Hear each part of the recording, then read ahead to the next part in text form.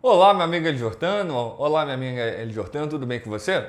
Meu nome é professor Rodrigão e eu sou professor de Direito aqui do LJ Aulas, tá? Ah, Nesta aula de hoje nós vamos estudar a parte de direitos humanos, fazer uma introdução em relação a ela, estudar também um pouco da Declaração Universal, tá? E o que eu quero falar com você é o seguinte: direitos humanos não é uma matéria que exige muito do candidato. Porém, quando você erra questões em prova, isso é determinante para que você não passe. Então, qual que é a questão? Eu tenho que acertar todos os itens de direitos humanos. Tenho que fechar a prova inerente a ela, tá? O que eu preciso fazer? Preciso ter atenção. Boa parte dessas questões de direitos humanos a gente consegue responder até por lógica, tá? Dificilmente vai vir uma questão de direitos humanos que fale contra direitos humanos e esteja certa, tá? Agora é o seguinte, muito se tem falado hoje acerca do que são direitos humanos e tudo, em termos de aplicabilidade, né? E nós temos número um aqui, a finalidade. Perceba o seguinte, que aqui nós temos uma pessoa carregando um porrete e nesse porrete tem sido o quê? Direitos humanos. Essa imagem, ela até hoje ela é um pouco difundida, como se o problema da sociedade fossem os direitos humanos. Tá? O problema da sociedade não é direito humano. O problema da sociedade são leis muito brandas para crimes muito bárbaros. Os direitos humanos servem para assegurar a dignidade das pessoas. Então o problema, eu quero que você comece a repensar o seu posicionamento, não está nos direitos humanos, e sim nas pessoas que fazem as leis e tornam-as mais brandas. A finalidade dos direitos humanos em si é justamente o que? Preservar a dignidade da vida humana. Tá? Então, assim, mesmo porque esses direitos eles foram conseguidos à base de muita luta e não é uma coisa que vem de hoje. Os direitos humanos são frutos de séculos e séculos de gente, de pessoas que morreram tentando alcançar o quê? A liberdade. E hoje o que nós precisamos é de uma sociedade mais organizada, que puna, evidentemente, com dureza o crime na sua proporção, mas os direitos humanos precisam ser preservados. Eles precisam estar lá porque nós precisamos dele. Tá? Vamos lá. Para que serve? Né? Como eu já disse, o direito humano serve para a dignidade humana. E o que seria dignidade? Aqui abaixo vocês podem ver, ó, tem uma mulher que está se alimentando, logo, dignidade é a coisa mais básica que o ser humano precisa. Tá? Ir para o shopping fazer compras é dignidade? Pode ser, porém não está nas questões mais básicas do ser humano, que é a alimentação, moradia, vestuário, proteção. Né? Então, isso, a base dos direitos humanos, e pode anotar isso porque isso é muito comum em prova, é o que? A dignidade. Aquilo que o ser humano precisa de mais básico para poder viver, todos têm que ter. Tá bom? Mesmo porque o que é direito à vida? Né? Por mais que a vida na Constituição ela possa ser relativizada, ou seja, eu posso matar se o Brasil estiver passando, né, em caso de guerra declarada, eu posso matar, mas tem todo o trâmite para que seja feito isso. Né? Mas independente disso, vida é o quê? Né? Estar vivo e ter uma vida digna. Tá? Então a pessoa precisa ter alimentação, todos, todos. Por mais pobre que seja, né, o pobre também paga o seu imposto. E o que acontece? Todos precisam ter alimentação, moradia, segurança, trabalho, né, para que a pessoa possa justamente desfrutar da vida. Gerações. Isso aqui é muito importante para a hora da prova, tá bom? Gerações. Por quê? É, Gerações são o histórico desses direitos humanos, tá? Como que esses direitos eles se efetivaram, na verdade como que eles surgiram e como eles se efetivaram, correto? Então assim, ó, primeiro tópico, nós vamos entender o seguinte, que direitos em termos de gerações, deixa eu só chegar para trás, gerações é o quê? Uma geração, por exemplo, nasce o neto. Para o neto nascer, a avó precisa morrer? Sim ou não? Obviamente que não. Então entenda isso como em termos de família. Por quê? Porque tem provas que gostam de falar o seguinte, que uma geração dos direitos humanos exclui a outra, certo ou errado? Errado, porque obviamente a avó seria o direito mais antigo, né? E o neto o direito mais recente. No caso, essas gerações e dimensões, podem anotar isso também, né? Gerações ou dimensões, tanto faz a mesma coisa.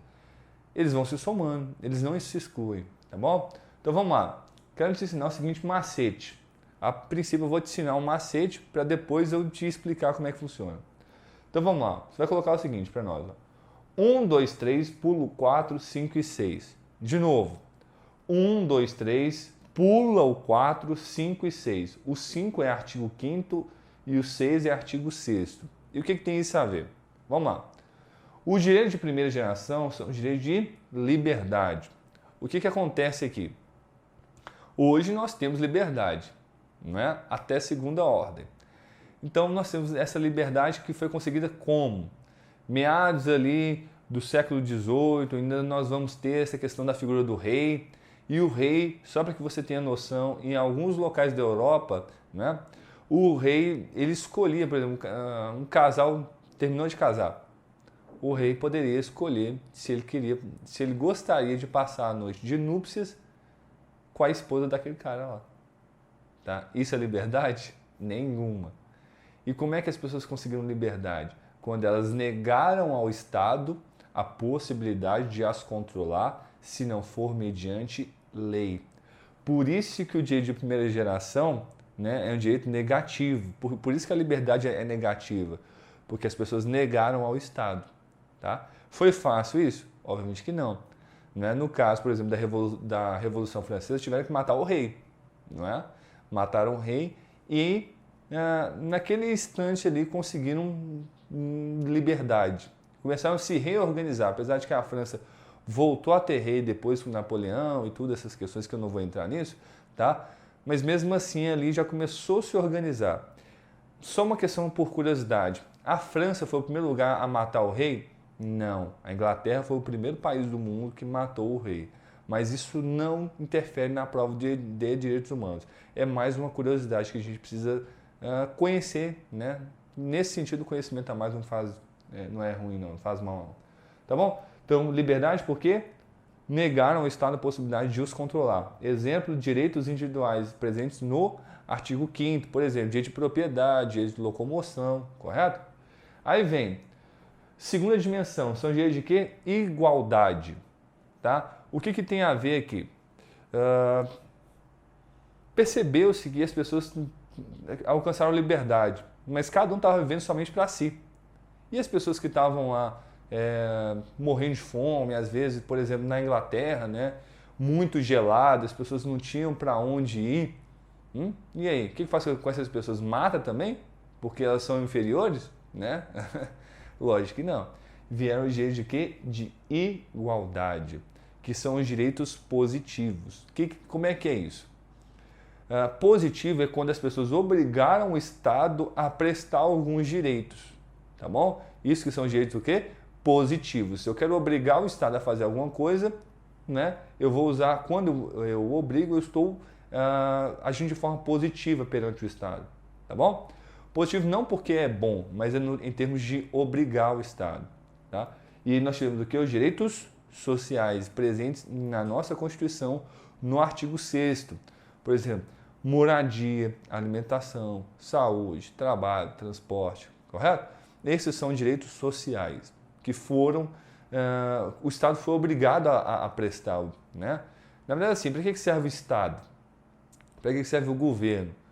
O governo é fruto de uma demanda social, porque conforme a humanidade foi crescendo, não é? Tiveram que escolher pessoas para que pudessem representá-las. E aí veio essa questão do governo. Né? Portanto, aqui nós também chegamos nos direitos de terceira dimensão, que são os direitos de fraternidade. Exemplo, coloca aqui na frente, meio ambiente preservado. Meio ambiente preservado. O que seria isso? São direitos difusos. Difusos vem de dois. Então, ora positivo, ora negativo. Tá ficando claro? Coloca D de difuso, coloca D de dois. O que é dois? Positivo ou negativo? Por exemplo, suponhamos aí que a prefeitura da sua cidade esteja degradando os parques e você quer que a prefeitura pare com isso. Ao obrigar a prefeitura a parar de degradar o meio ambiente, você usou o direito positivo ou negativo? Negativo. Agora, se a prefeitura simplesmente não está cuidando e você quer que a prefeitura cuide, e você quer obrigar a prefeitura, vai ser o direito positivo.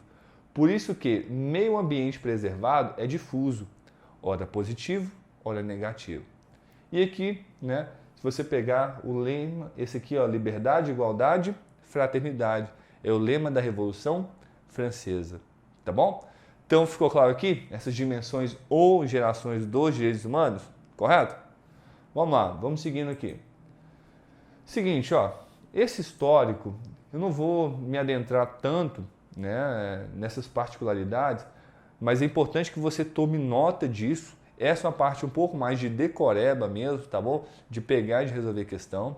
Essa parte aqui é onde que derruba mais candidatos, tá? E aqui nós vemos, ó, os marcos históricos. Iluminismo, né? O que é o iluminismo? Veio aqui no final do século XVIII para questionar essa autoridade do rei. Veio para iluminar. É uma corrente filosófica que fala o seguinte, ó, para surgir o absolutismo, né, essa questão do poder na mão do rei, alguns filósofos falam o seguinte, o rei foi escolhido por Deus.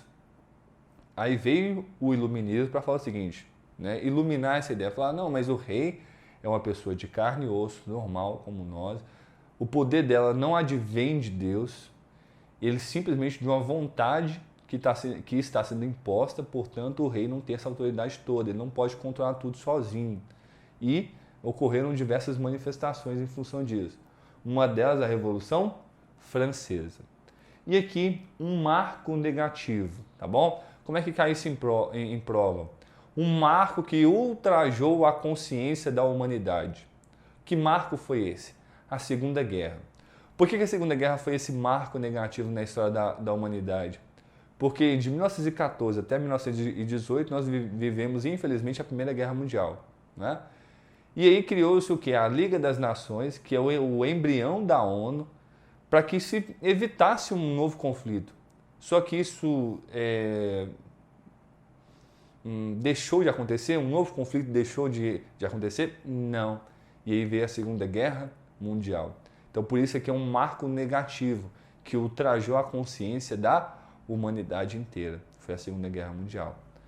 Correto? Aí que vem, ó, essa parte que eu estava falando com vocês. Que você vai ter que simplesmente pegar e anotar, resolver questão, pegar, anotar e resolver questão para memorizar. Quais são os documentos? Magna Carta, Petição dos Direitos, Habeas Corpus Act, Bill of Rights, tá? O que acontece? Por exemplo, no caso do habeas corpus, de forma geral, todos os direitos garantiram liberdade e buscaram direitos sociais, tá?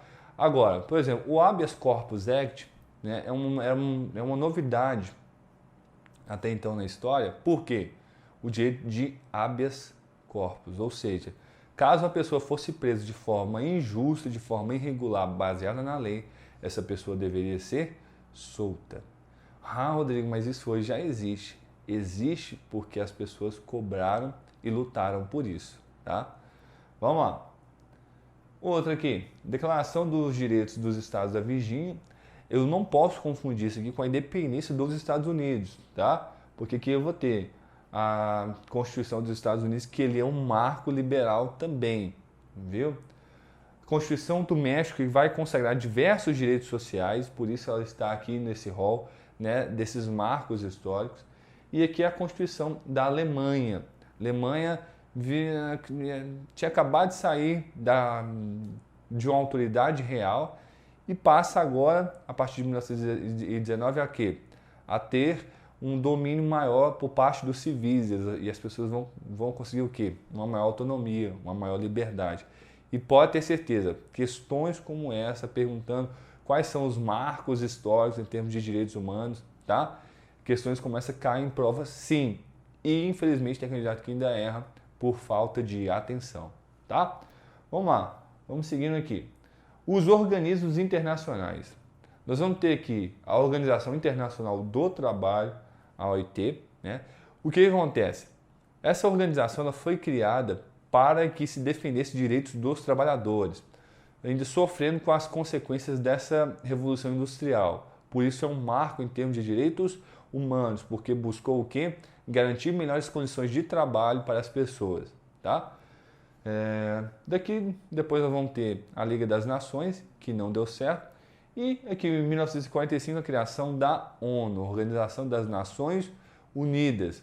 Agora sim, num contexto maior, por mais críticas que existam à ONU, ela ainda intermedia essas relações entre países para tentar evitar conflitos.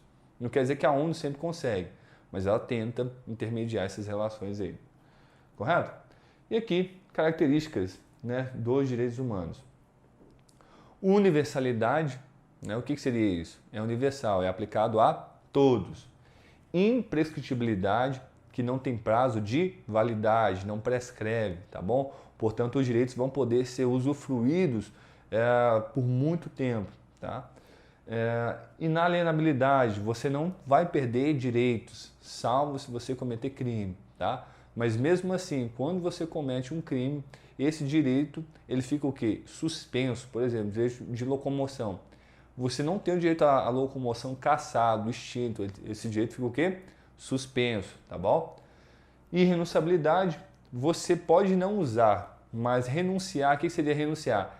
É abrir mão do direito de forma definitiva. Fala assim, não quero mais ter direito à herança. Posso? Não posso. Agora, você pode falar assim, não quero essa herança, mas eu não posso falar que eu não quero mais ter direito a receber herança, viu?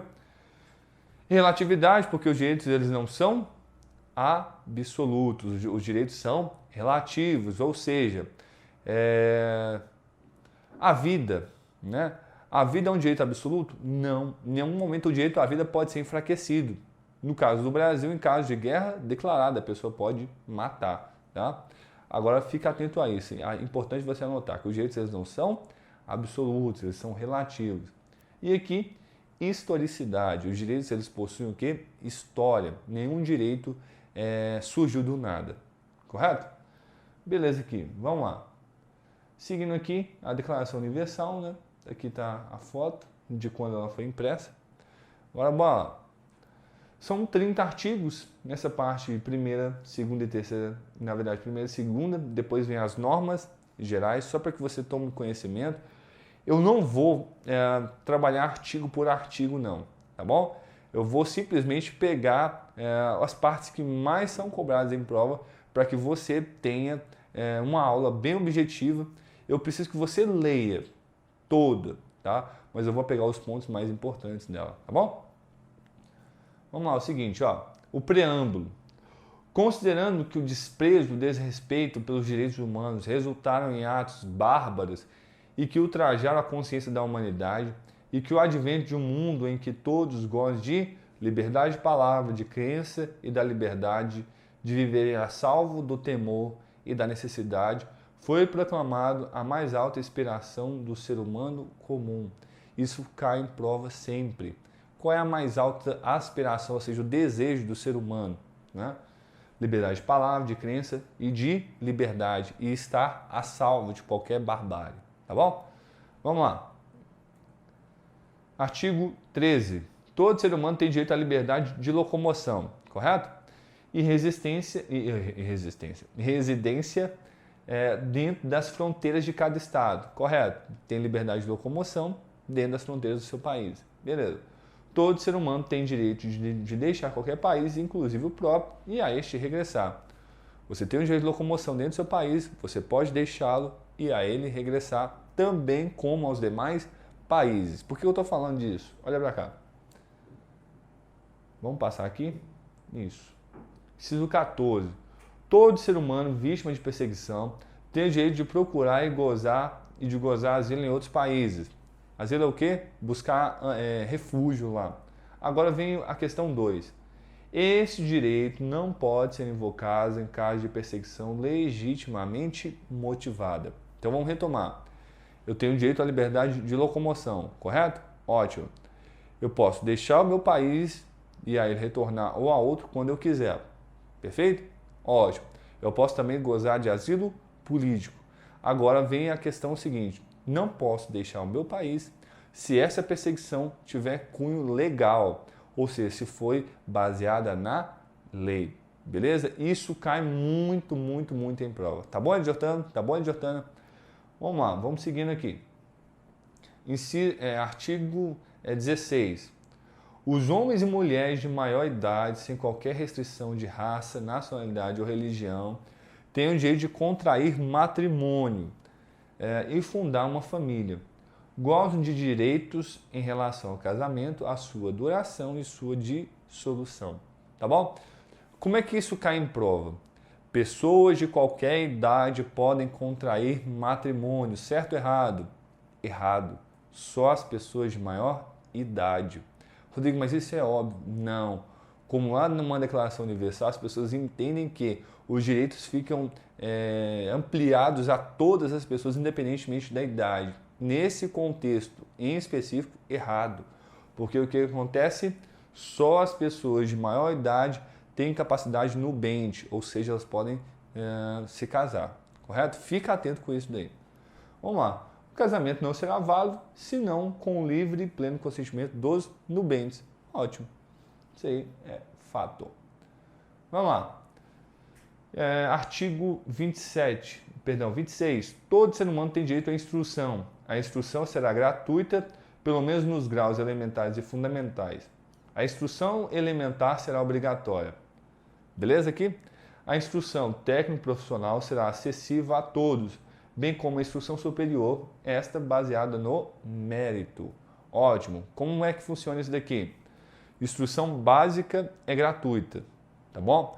Agora, a questão de educação técnico-profissional e superior, essas serão baseadas na meritocracia, tá bom?